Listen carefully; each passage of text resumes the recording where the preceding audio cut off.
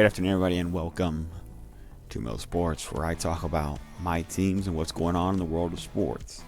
Today, we are reacting to the Packers re-signing Kevin King to a 1-year, $6 million extension, and obviously, that brings in that can of worms being open. Fans not liking the signing, fans saying, well, it's better than trying out a rookie, which it is. Let's be perfectly clear. Signing a vet, any vet, is better than trying out a rookie at the cornerback position. We can debate about which vet is the right vet to get, but the fact of the matter is, a vet is the right one to start. Andy Herman's grades grade out about what you would expect out of Kevin King. Very inconsistent. And that will be the biggest problem I think Kevin King will face again. He has these games where he's bad, and when Kevin King is bad, it's really bad. But he can still have good games. It'll be getting consistent. That's the problem. He'll have 2, 3, 4 games where he's either solid or good, and then he'll have these 2 games where he's bad, and one of those games will be, oh my God, why is he on the team? Bad. Obviously, tackling will remain an issue, but that's a league-wide issue, not just reserved to Kevin King. Obviously, it doesn't mean that that doesn't excuse it. He still needs to get better, but it gives you a little bit of insight. Obviously, everyone's going to talk about the NFC Championship game being the big thing. The fact of the matter is that before that game, King wasn't terrible last year. He just wasn't anything to write home about either. As you look at his career stats, again, it shows the model of an inconsistent player. Obviously, of course, the hope is that he can get back to what he was in 2019 when he had probably the best year of his career. That's what the Packers are hoping they can get out of Kevin King. But personally, I'm in the opinion that we don't have to get quite 2019 Kevin King.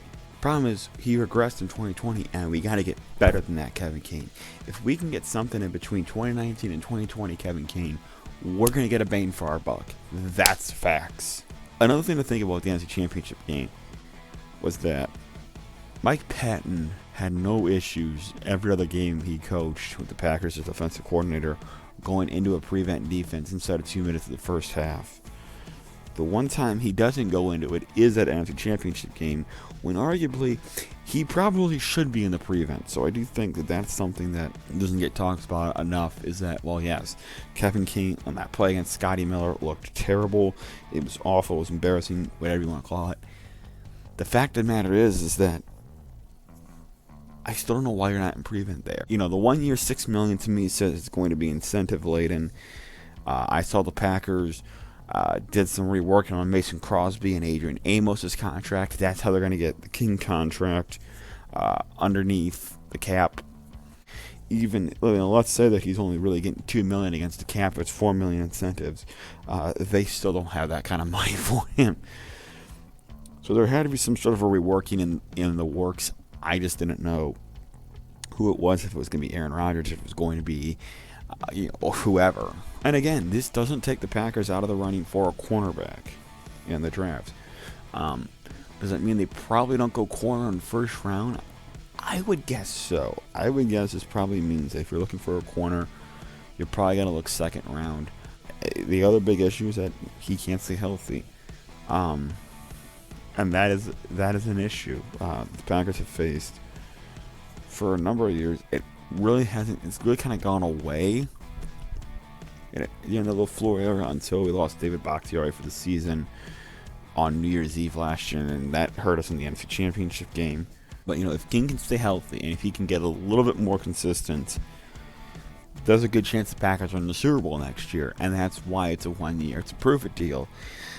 The thing is that if you really don't like Kevin King at all, like you're so sick of him, you're tired of seeing him, here's something to keep in mind. It's a 1 year prove-it deal. The Packers probably aren't going to have money to re-sign Kevin King if he proves himself next year. He's probably going to want a 4-year deal he's going to get paid.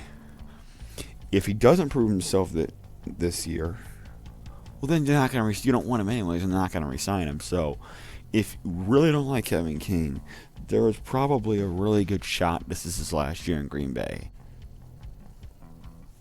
But again, I don't think it's the end of the world. I personally would have preferred a different veteran corner, but I understand the Packers wanting to go with continuity, wanting to get a guy in here that has been with his team, he's been with his locker room,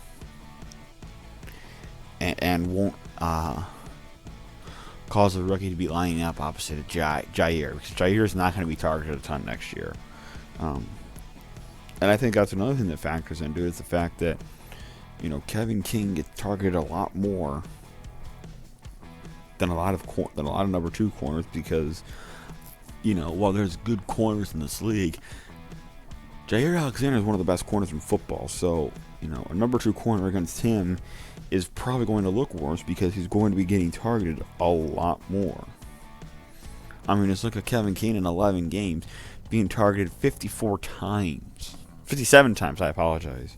That's 28 off the mark of the year before, where he played in 15 games. That's 5.7 targets a game.